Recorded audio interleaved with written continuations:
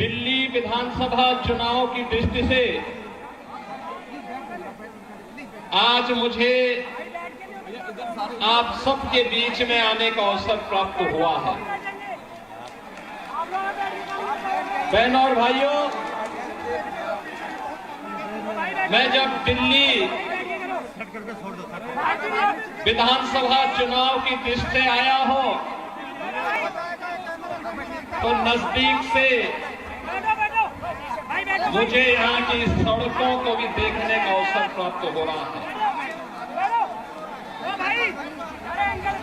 मैं कल ही रात्रि को प्रयागराज से लखनऊ आया।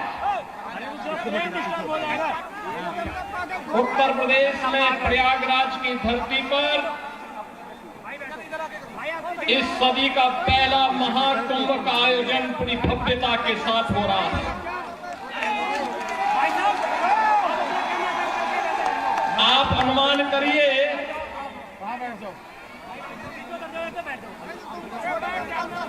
13 जनवरी से पौष पूर्णिमा से और आज 23 जनवरी तक इन 10 दिनों में 10 करोड़ श्रद्धालुओं ने प्रयागराज में मां गंगा, मां यमुना और मां सरस्वती के त्रिवेणी के संगम में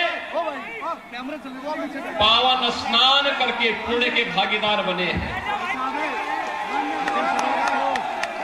आप प्रयागराज में जाएंगे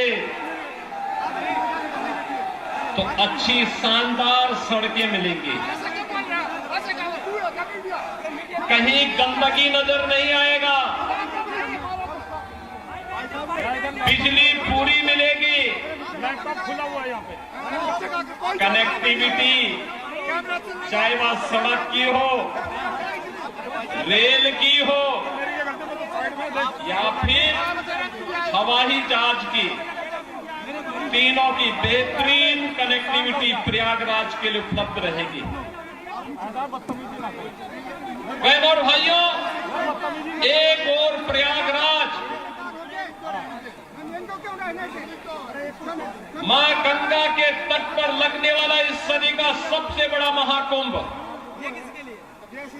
प्रधानमंत्री मोदी जी के विजन के अनुरूप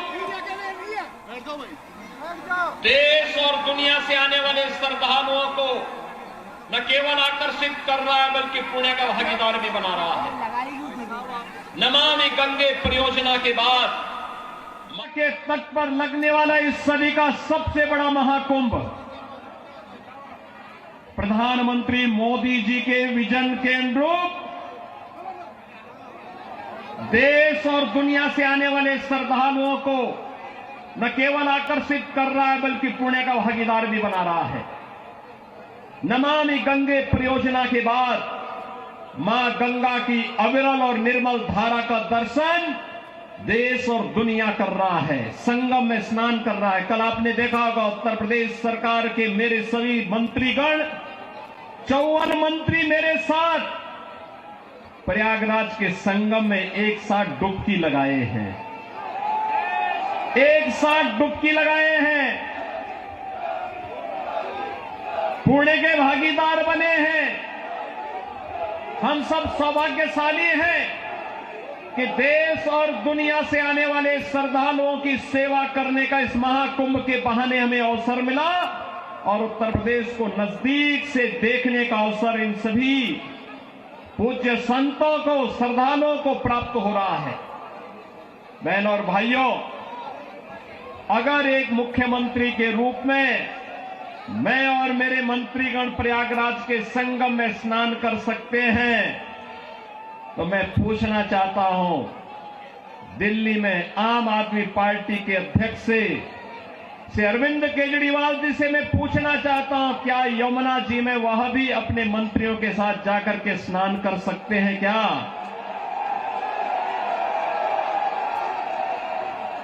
अगर उनमें नैतिक साहस है तो उनको इसका जवाब देना चाहिए। यमुना मैया को एक गंदे नाले के रूप में बदलने का अपराध क्या उन्होंने किया है कि नहीं किया है? और अगर वह व्यक्ति इस बात का अपराधी है तो फिर मुझे नहीं लगता है कि जनता जनार्दन की इस अदालत में उन्हें कोई माफी दी जानी चाहिए। वो माफी के हकदार नहीं हो सकते। बहनों और भाइयों, आज जब हम लोग दिल्ली की स्थिति को देख रहे हैं, ये राष्ट्रीय राजधानी है और राष्ट्रीय राजधानी में एनडीएमसी के क्षेत्र को छोड़ दें, शेष दिल्ली में क्या स्थिति है सड़कों की, शेष दिल्ली में क्या स्थिति है सीवर की, शेष दिल्ली में क्या स्थिति है स्वच्छता की और क्या स्थिति है पेयजल की। ये बुनियादी सुविधाएं होती हैं, ये बुनियादी सुविधाएं होती हैं। हर नागरिक का अधिकार होता है इन सभी सुविधाओं पर। याद करिए, आज से एक दशक पहले तक लोग याद करते थे, सुविधा प्राप्त करने के लिए दिल्ली आने की बात करते थे, सुविधाओं के लिए दिल्ली आते थे। अच्छी सड़क देखनी हो, मॉडल देखना हो, मेट्रो का मॉडल जो सरदार अटल बिहारी वाजपेयी जी ने प्रारंभ किया था, उसे देखने के लिए पूरा देश दिल्ली आता था। सड़कों की बात होती थी, दिल्ली आता था। स्वच्छता की बात होती थी, दिल्ली आता था। कोई नया कार्य होता था, उसको देखने के लिए लोग दिल्ली आते थे। लेकिन बहनों और भाइयों, आज क्या स्थिति है, क्या बना दिया है? सड़क पे गड्ढा है या गड्ढे में सड़क है, कोई पता ही नहीं लग रहा है। मैं जब से चल रहा हूं यही दिल्ली के अंदर देख रहा हूं।